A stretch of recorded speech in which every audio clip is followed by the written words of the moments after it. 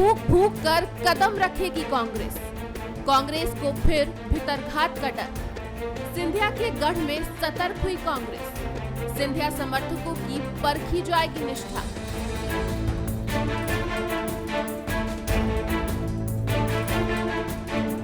मध्य प्रदेश में कांग्रेस अपने विश्वास का खामियाजा सत्ता से बेदखल होकर भुगत चुकी है। विधायकों की बगावत ने चलती हुई सरकार गिरा दी और अब जब दोबारा 24 सीटों पर कांग्रेस अपनी किस्मत आजमाने जा रही है तो कांग्रेस को डर है कि कहीं फिर पार्टी में कोई विभीषण न छुपा हो। यही वजह है कि कांग्रेस अब फूंक फूंक कर कदम रख रही है। कांग्रेस ने कार्यकर्ताओं की पुरानी कार्यकारिणी भंग कर दी है और अब तलाश है उन भरोसेमंद लोगों की जो पार्टी के प्रति ईमानदार हो। कार्यकारिणी भंग करने का मकसद ही ये था कि चूंकि जो लोग पार्टी छोड़ के चले गए उनके कई समर्थक उस कार्यकारिणी में थे और कहीं ना कहीं उनकी निष्ठा उनके प्रति थी और कहीं ना कहीं पार्टी की विचारधारा के विपरीत वो काम कर रहे थे। तो हमने उसको भंग करके जो जाना चाहते हैं हमने उनको खुली छूट दी है कि पार्टी छोड़कर चले जाए। जिनकी गतिविधियां हमको संदिग्ध लगी है, पार्टी विरोधी लगी, उन पर हमने अनुशासन की कार्रवाई करी और जो नई कार्यकारिणी बनेगी वो योग्य लोगों की बनेगी, ईमानदार लोगों की बनेगी, जिनकी पार्टी के प्रति निष्ठा है, जो पार्टी के प्रति जिम्मेदार है और जो इस तरह के अवसरवादियों से दूर है। ऐसे लोगों की कार्यकारिणी शीघ्र बनाएगी। उपचुनाव में कांग्रेस के लिए सिंधिया का गढ़ भेदना एक बड़ी चुनौती है और चुनौती के साथ डर कि कहीं अब भी कांग्रेस में सिंधिया के कुछ समर्थक मौजूद न हो। पार्टी को उसके सूत्र बता रहे हैं कि जो पार्टी के अंदर हैं वो ऐन उपचुनाव के मौके पर पार्टी छोड़ सकते हैं। ऐसे में खासतौर पर जिन कार्यकर्ताओं के भरोसे कांग्रेस जीत का सपना देख रही है, पार्टी के प्रति उनकी निष्ठा है या वो किसी और के लिए ईमानदार है, इसकी पूरी छानबीन की जाएगी। की भूमिका क्या रहने वाली है, संगठन को आप कैसे बनाएंगे, क्यों बनाएंगे। अगर मुझको कुछ बनाया, आपको कुछ बनाया, क्यों बनाया भाई। तो उन्होंने दो बातें कही। आप ये मत कहिए कि ये सही है, अगर आपको बना दिया है तो आप में गलती क्या है उस पर ध्यान दीजिए। अगर कुछ गलती नहीं तो बना दी तो ठीक बना दिया। तो नीचे से लेके ऊपर तक संगठन बहुत जल्दी बन जाएगा। तो उसमें अच्छे कार्यकर्ता आएंगे, ठीक कार्यकर्ता आएंगे, नौजवान भी आएंगे, हमारे अनुभवी लोग भी आएंगे। कांग्रेस में उपचुनाव को लेकर बैठकों का दौर शुरू हो चुका है। सभी वरिष्ठ नेताओं में जीत को लेकर मंथन चल रहा है। ऐसे में पूर्व मुख्यमंत्री और पीसीसी चीफ कमलनाथ अपने नेताओं में आत्मविश्वास भरने के साथ ही ये मंत्र भी दे रहे हैं कि इस बार कदम फूंक फूंक कर रखना है।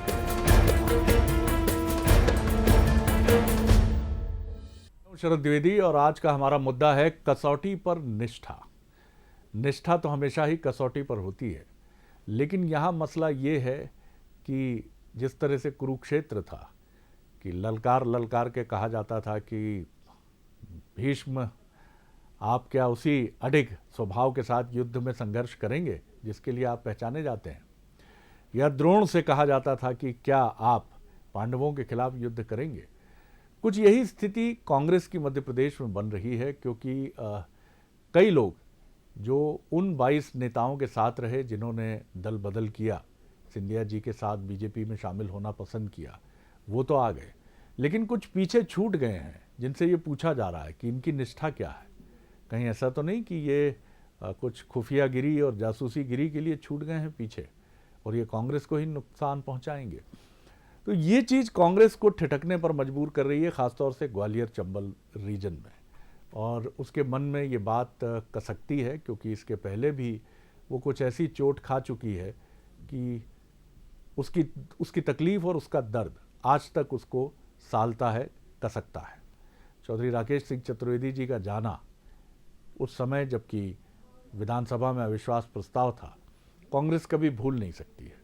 तो इन परिस्थितियों में निष्ठा पर है कसौटी, और क्या परीक्षाएं लेगी कांग्रेस उन कार्यकर्ताओं से जो कांग्रेस में तो हैं लेकिन कहीं ना कहीं अपनी पूर्व निष्ठा के चलते घेरे में हैं, अपनी निष्ठा को लेकर संदेह के दायरे में। आज इसी विषय पर हम बात करेंगे। जो मेहमान हमारे साथ हैं उनसे मुलाकात कर लीजिए। हमारे साथ हैं भोपाल स्टूडियो में वरिष्ठ पत्रकार और विश्लेषक सुशील शर्मा जी, स्वागत करता हूं उनका।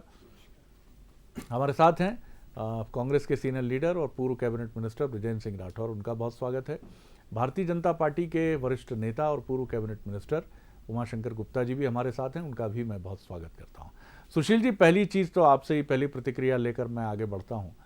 कसौटी पर है निष्ठा, किस तरह देखते हैं आप? निष्ठा कसौटी पर है, लेकिन इसका कोई पैमाना नहीं है कि जो नज़र आ रहा है और जो दिल में है।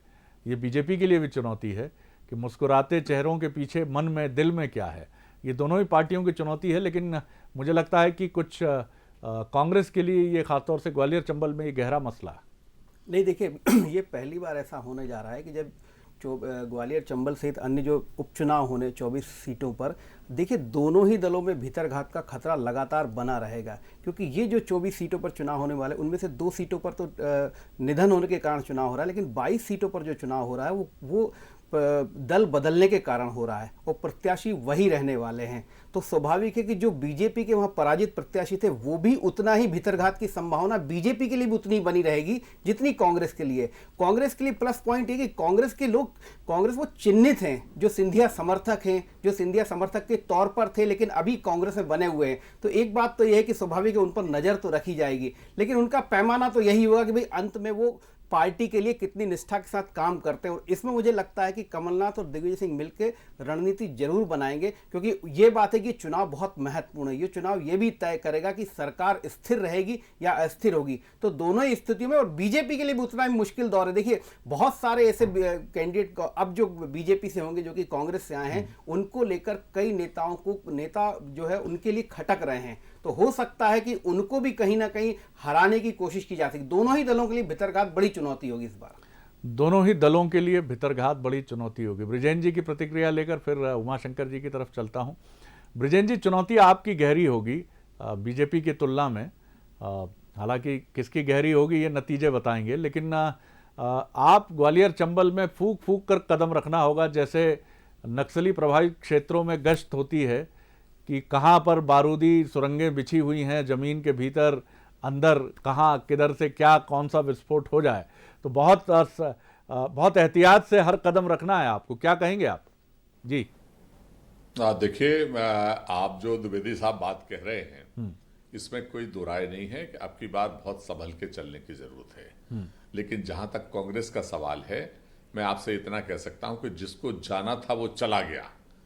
जिसकी निष्ठा कांग्रेस के साथ थी आज जो है वो कांग्रेस के साथ जुड़ा हुआ है। जिसकी निष्ठा व्यक्तिगत थी जिसको वो चला गया। तो अब कोई बहुत ज्यादा फर्क नहीं पड़ता, बल्कि जो लोग चले गए थे उनको पश्चाताप हो रहा है।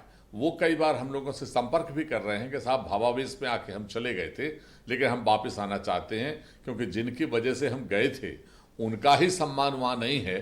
तो हम लोगों का क्या होगा, उन्हें अपना भविष्य जो है बहुत अच्छे ढंग से बड़ा धमाका कर रहे हैं क्या इलेक्शन के पहले? कमलनाथ जी पहचाने जाते हैं इसके लिए? जी, फर्क पड़ना है आपकी बार। जी जी जी जी जी मैंने कहा कोई बड़ा धमाका करने वाले हैं क्या आप? कमलनाथ जी क्या बोला, सुन नहीं पाए। जी जी, मैं ये कह रहा था कोई बड़ा धमाका कर रहे हैं क्या आपकी? जो लोग गए वापस आ रहे हैं, कमलनाथ जी इसके लिए पहचाने जाते हैं?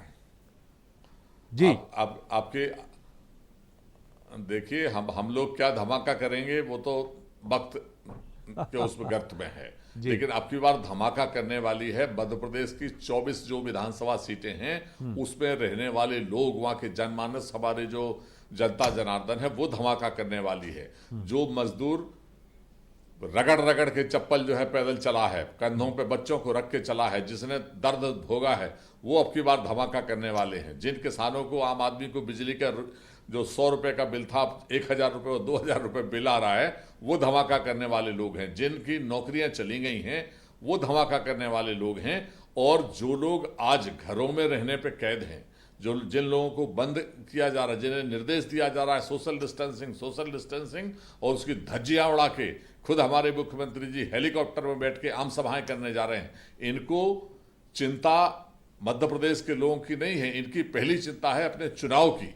जहां कांग्रेस एक तरफ अपने माननीय कमलनाथ जी अपने यहाँ पर बैठ के कार्यकर्ताओं के साथ बैठ के बात कर रहे हैं सोशल डिस्टेंसिंग के साथ, वहां दूसरा पक्ष खुलेआम धज्जियां उड़ाता हुआ आम सभाएं करने की शुरुआत कर दी है। तो इनको चिंता मध्य प्रदेश की नहीं, इनको अपने स्वार्थ की चिंता है, जिस स्वार्थ को लेके इन्होंने सरकार को भी गिराया और आज जो है मध्य प्रदेश में ये उपचुनाव होने की परिस्थितियां पैदा की। ये जो बोझ पड़ रहा है ना जनता पे, इसके लिए दोषी भारतीय जनता पार्टी और उनके आज सहयोग में जो कांग्रेस से बिक कर गए हैं वो लोग आज उसके लिए दोषी हैं। प्रतिक्रिया लेते हैं। चिंता है क्योंकि जहां चुनाव है, जो चुनाव पिछली बार भारतीय जनता पार्टी से जी। एक सेकंड जी, बोलिए, बोलिए, भारतीय बोल जनता लीजिए। पार्टी से पिछले बार चुनाव उन्हीं सीटों पर लड़े जी। थे जहां आज जो है आयातित लोग कांग्रेस के पहुंच गए हैं। उनके दिल से आप पूछिए कि उन्हें कितना दर्द है, कितना दिल में तकलीफ है कि ये जो नए अगर जीत के जाएंगे तो पुराने लोगों का भविष्य भारतीय जनता पार्टी में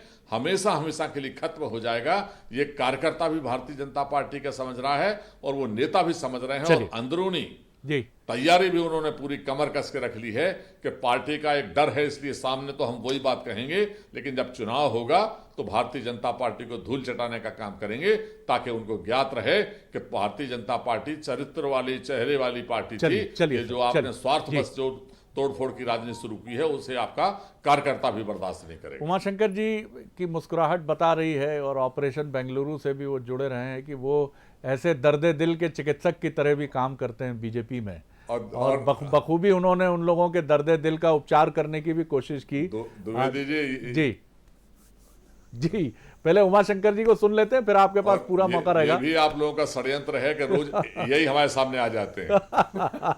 ठीक है। जी जी जी, उमाशंकर जी बताइए, आपने सारी बात सुनी अपने प्रिय मित्र की, ब्रजेंद्र सिंह राठौर साहब की, क्या कहेंगे? जी उमाशंकर जी। जी नहीं जी नहीं, ब्रजेंद्र सिंह जी वास्तव में हमारे मित्र हैं और बड़े सज्जन व्यक्ति हैं, और आगे पीछे उनको हमारे साथ ही कोई दो राय नहीं इसमें कोई दो राय नहीं। मैं जो बात कहना चाहता हूं कि अभी ब्रजेंद्र सिंह जी कह रहे थे कि जिनको जाना था चले गए, जो हैं अब वो बड़े निष्ठावान हैं। अभी मैं कल या आज ही कमलनाथ जी का पढ़ रहा था ग्वालियर की सीट की समीक्षा के समय, कि अरे ध्यान रखना, आप किसी ऐसे को मत दे देना जो चला जाए। यानी कहीं ना कहीं तो कांग्रेस में ये डर है। दूसरा, मैं शरद जी एक आग्रह करना चाहता हूँ, आपका भी अनुभव होगा, ब्रजेंद्र सिंह जी भले ही यहाँ सहमत नहीं हूँ, लेकिन वो भी मन से इस बात को स्वीकार करेंगे कि ग्वालियर चंपाल संभाग में या मध्य प्रदेश में या देश के अन्य स्थानों पर कांग्रेस कहाँ है? नेताओं का एक समूह है। ग्वालियर चंबल संभाग उनका सिंधिया जी के नाम रहा, जो वो करेंगे वही कांग्रेस। वो कांग्रेस यानी ज्योतिरादित्य सिंधिया जी या माधवराव सिंधिया जी उस जमाने से रहा, या फलाने एरिया में आदरणीय दिग्विजय सिंह जी, या फलाना अब कमलनाथ जी या अजय सिंह जी, सबके अपने अपने क्षेत्र बटे हुए हैं। और कार्यकर्ता जो है वो कांग्रेस के कार्यकर्ता नहीं है, इन नेताओं के कार्यकर्ता हैं। और ग्वालियर चंबल संभाग में आपने जैसे कहा अभी कि ये 22 सीटों पर हमें चुनाव में धूल चटाई, तो धूल चटाने वाले ही अब हमारे साथ हैं, कांग्रेस तो नहीं है वहाँ। वहाँ सब जो थे वो सिंधिया जी के साथ थे, और सिंधिया जी की जो परिस्थितियाँ रही बार बार दोहराने की ज़रूरत नहीं है कि कितना उनका सम्मान कांग्रेस ने किया और किस पीड़ा के साथ उनको और उनके समर्थकों को कांग्रेस छोड़कर आना पड़ा। जो सारी परिस्थितियाँ वो देख रहे थे, उसके कारण उनको कांग्रेस छोड़ना पड़ी, और आज वो भारतीय जनता पार्टी के साथ है। कई बार हमारे कांग्रेस के साथी उनके सम्मान की चिंता कर रहे हैं। अगर यही चिंता आपने कर ली होती तो ये स्थिति शायद नहीं बनती। दूसरी बात ये कहा कि हमारे मुख्यमंत्री जी अभी भी जा रहे हैं भीड़ में, कमलनाथ जी जो हैं वो अभी भी कमरे में बैठकर बात कर रहे हैं, तो यही तो रोना रहा कि कमलनाथ जी तो कोरोना के पहले से ऐसी सोशल डिस्टेंसिंग करते थे कि ना मंत्रियों से मिलते थे अपने गुट के और दिग्विजय सिंह गुट के अलावा, ना विधायकों से मिलते थे। यही तो पीड़ा थी उन 22 लोगों की, जिसके कारण उनको आया। कमलनाथ जी कहते थे 25 घंटे कहाँ से लिया, चलो जरा दूसरा काम करना है, फलाने से मिलना है, अभी कहाँ फुर्सत है।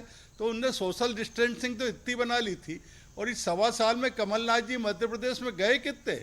जिस समय लॉकडाउन नहीं था उस समय भी मध्य प्रदेश की जनता के बीच में, जनता की आपदा के बीच में कमलनाथ जी या उनके मंत्री गए कितने?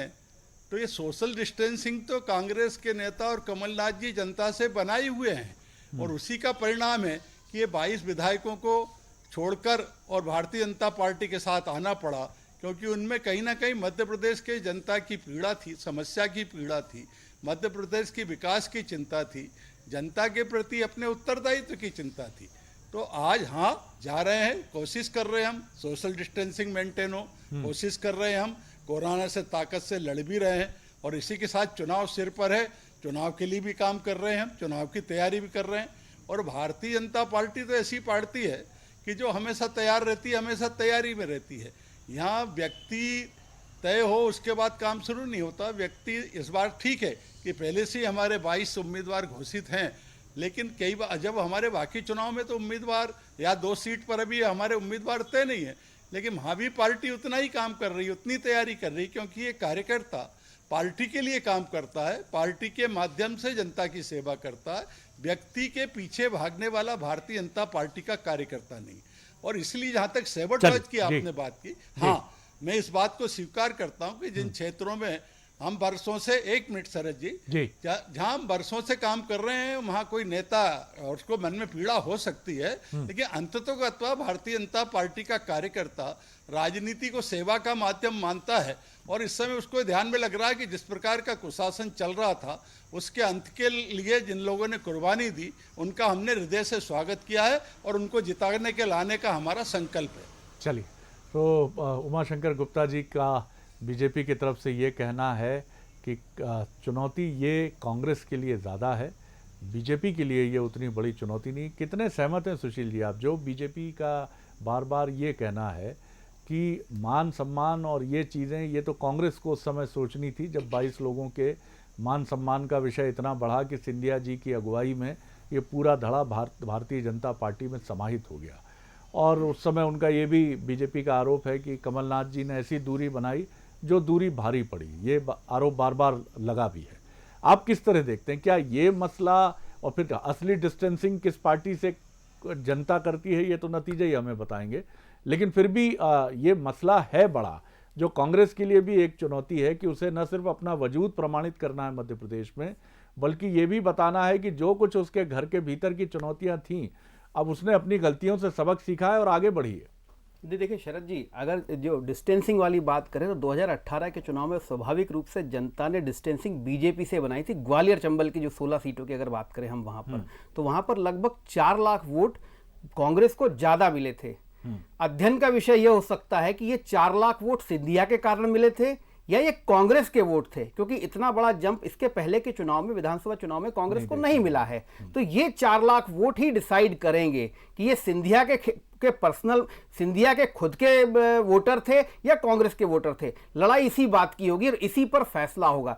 दूसरी महत्वपूर्ण बात है जो भीतरघात वाली बात है। देखिए, भीतरघात में 2 सबसे महत्वपूर्ण बात है। जनता के बीच में जब ये चुनाव में जाएंगे तो जनता सारी चीजें देख रही होगी, उसके आधार पर वोट करेगी। लेकिन भीतरघात में यदि रणनीतिक रूप से कहीं ना कहीं रणनीति का इधर से उधर जो है आदान प्रदान गुपचुप हो जाता है, तो उससे दूसरे दल को संभलने का मौका मिल जाता है, या उस रणनीति के सामने हम क्या रणनीति लेके जाएंगे, ये जो चीजें हैं, ये कमजोरी कहीं ना कहीं कांग्रेस के लिए बहुत मुश्किल का कारक बन सकती है। लेकिन वही स्थिति बीजेपी की बन सकती है, क्योंकि बीजेपी के भी जो हारे हुए विधायक हैं इस चुनाव में, जो हारे हैं, उनके लिए ये भविष्य का सवाल होगा और स्वाभाविक है उसको लेकर बीजेपी रणनीतिक रूप से काम कर रही है। इसमें बीजेपी के लिए सिर्फ एक प्लस पॉइंट है कि उसकी काडर बेस जो पार्टी है और जो आरएसएस का जो उसके पीछे पूरा हाथ रहता है, उसके कारण एक संभलने की स्थिति बीजेपी के पक्ष में ज्यादा होती है। कांग्रेस के लिए बनिस्बत ये स्थिति थोड़ी मुश्किल है, क्योंकि एक सबसे बड़ी वजह है कि कांग्रेस अभी तक ग्वालियर चंबल में सिंधिया के भरोसे रही है, उनका अपना नेटवर्क रहा है। कांग्रेस के पास समय, लॉकडाउन के कारण अब कितना कांग्रेस काम कर पाई है, कैसे नेटवर्क उन्होंने बनाया, ये इसका तो रिजल्ट के बाद ही पता चलेगा, पर नेटवर्क कांग्रेस का वहां कमजोर था। कांग्रेस का नेटवर्क कमजोर था, ये भी नतीजे हमें बताएंगे कि क्या स्थिति थी। और 4 लाख वोट का ये गणित जो आपने बताया सुशील जी, ये काफी महत्वपूर्ण है। ब्रिजेन जी, निष्ठा की तरफ अगर मैं लौटूं तो निष्ठा के लिए कोई न थर्मामीटर है और न ही रक्तचाप नापने की मशीन की तरह निष्ठा को नापने की कोई मशीन है।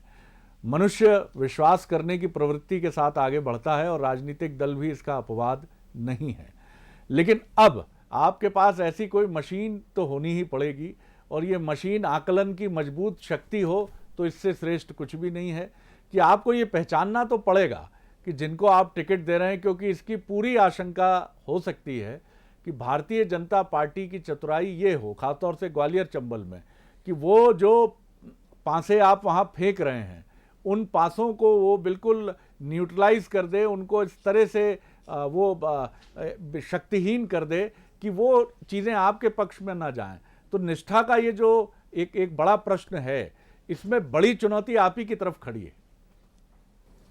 देखिए द्विवेदी जी, 3-4 बातें हैं। इसमें तो कोई दो राय नहीं है कि भारतीय जनता पार्टी से अच्छा कोई खरीदार हो नहीं सकता।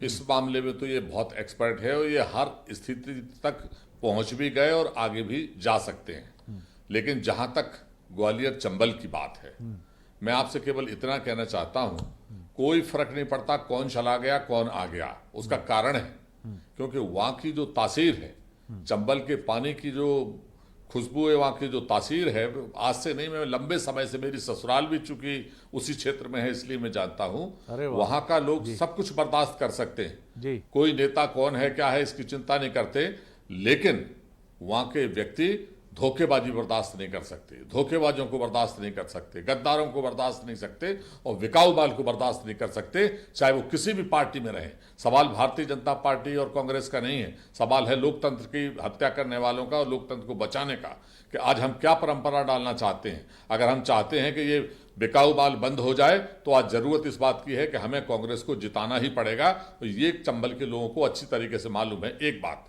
दूसरी बात, हमारे मित्र ने कहा कि जो है वो कमलनाथ जी और कोई मंत्री बाहर नहीं निकलता था, उसका जवाब मैं देता हूं कि हमारे प्रिय मित्र आदरणीय गुप्ता जी कभी अपने भोपाल से बाहर निकले हों, घर से बाहर निकले हों, तो इन्हें पता हो कि कौन मंत्री कहां निकला है। मैं आपसे कहता हूं, एक साल में आप पता कर लीजिए, मैं सबका नहीं कहता, सब तो निकले, मैं अपनी बात करता हूं, कम से कम 100 दौरे मेरे पूरे क्षेत्र के हुए और बुंदेलखंड के हुए हैं। तो आप ये भूल जाओ, आप घर से बाहर आओगे तब तो आपको पता लगेगा कि कौन है। अब जहां तक भारतीय जनता पार्टी का सवाल है, एक वक्त था कि ये आरएसएस और ये सब मिलकर एक सोच के साथ चलते थे, अब कोई सिद्धांत इनका नहीं रह गया। आज इतने गुटों में बटे हैं, इनसे पूछो, मैं आदरणीय अपने मित्र से पूछता हूं कि क्या ये शिवराज सिंह जी के ग्रुप में हैं, सिंधिया जी के ग्रुप में हैं, प्रभात झा के ग्रुप में हैं, या कैलाश विजयवर्गीय जी के ग्रुप में हैं, या उमा भारती जी के ग्रुप में हैं। पहले ये तय तो करें ये किस ग्रुप में हैं, क्योंकि इतनी गुटबाजी इनके अंदर। अब तो नरोत्तम मिश्रा जी का भी सबसे बड़ा ग्रुप हो गया, तो आप किस ग्रुप में हैं जरा ये भी आप बता दीजिए। दूसरी बात, आपने बात कही स्वाभिमान की और उसकी बड़ी चिंता है आपको सिंधिया जी का सम्मान नहीं था इसलिए सिंधिया जी चले आए। आज जो है कांग्रेस में जो सम्मान था वो जिंदगी में भारतीय जनता पार्टी में सिंधिया जी का, उनके समर्थकों का सम्मान नहीं हो जाता।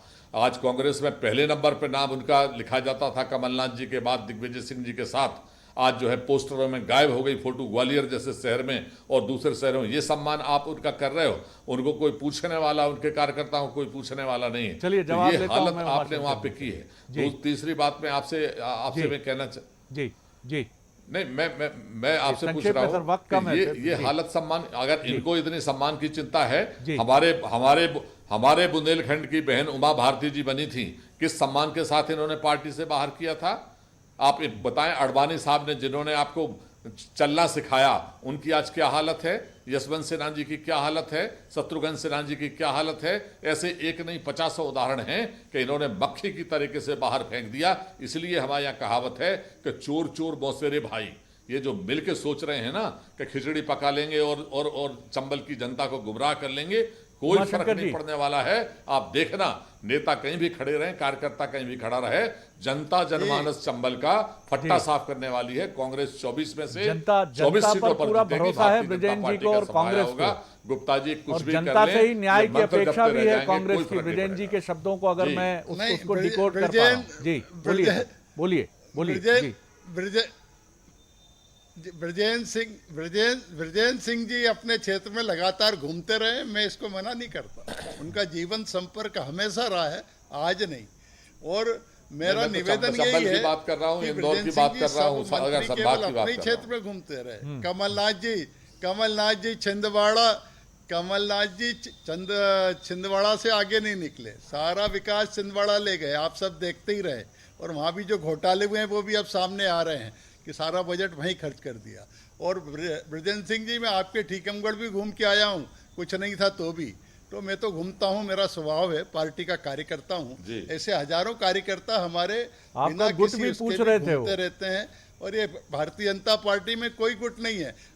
हाँ, मैं बता रहा हूँ, मैं भारतीय जनता पार्टी गुट में हूँ, उसी में शिवराज जी हैं, उसी में सबको पता है, तो दुनिया को मालूम है, विजयवर्गीय, उसमें नरोत्तम मिश्रा जी हैं। और अगर आप कहो तो मैं आपके ब्रिजेन सिंह जी, जी। मैं आपके गुट में गुप्ता हूँ जी, ब्रजेंद्र एक सेकंड, जी, मैं एक सेकंड, आपके एक गुट दुबे में जी, हूँ। एक सेकंड, तो मैं भारतीय एक सेकंड। जनता पार्टी का आपने कार्यकर्ता हूँ। कहा, आपने अधिकारियों के खिलाफ कार्रवाई की और कैलाश विजयवर्गीय जी ने कहा कि ये जो है ये गलत किया, अधिकारियों को तो घुटने वाले ही बैठना चाहिए। कैलाश जी ने ये बात कही। अब आप बताओ आप किस गुट में हो?